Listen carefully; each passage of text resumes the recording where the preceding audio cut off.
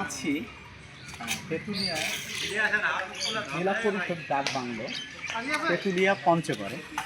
তো আমি এখানে আস্তে আস্তে এটা সম্পর্কে কিছু ধারণা নিলাম, তো সেটা আপনাদের সাথে শেয়ার করতে চাচ্ছি। তেঁতুলিয়া ডাকবাংলা পঞ্চগড়ে তেঁতুলিয়া উপজেলায় মহানন্দা নদীর তীরে অবস্থিত।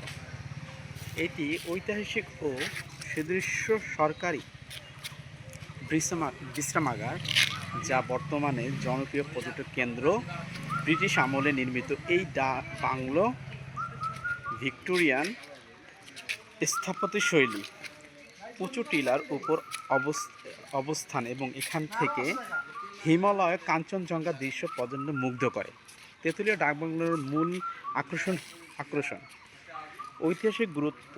এটি 100 বছরের পুরনো একটি মুক্তিযুদ্ধের সময় 6 নম্বর সেক্টরে প্রশাসনিক কেন্দ্র হিসাবে ব্যবহৃত হতো। প্রাকৃতিক সৌন্দর্য, বাংলোর বারান্দা থেকে ভারতের মহানন্দা নদীর উপর ভারতের সীমান্তে। আমরা এখন মহানন্দা নদীতে গোসল করতেছি। এখানে অনেক পানি, এই দেখো অনেক পানি, অনেক পানি। এই মহানন্দা নদী অনেক বড়, সামনে ইন্ডিয়া আর বাংলাদেশের মাঝখানে এই মহানন্দা নদী।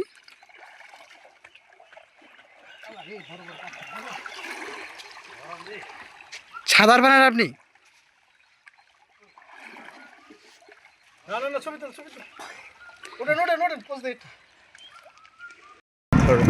ভাঙে শ্রমিকরা নদী থেকে, মহানন্দা নদী থেকে পাথর উঠিয়ে তারা এখানে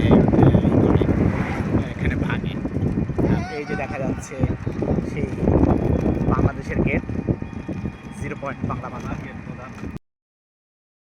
শিলিগুড়ি 16 কিলোমিটার, দার্জিলিং 77 কিলোমিটার, গ্যাংটক এটা 133, সিকিম হচ্ছে 154, থিম্পু ভুটান 268, কাঠমান্ডু নেপাল।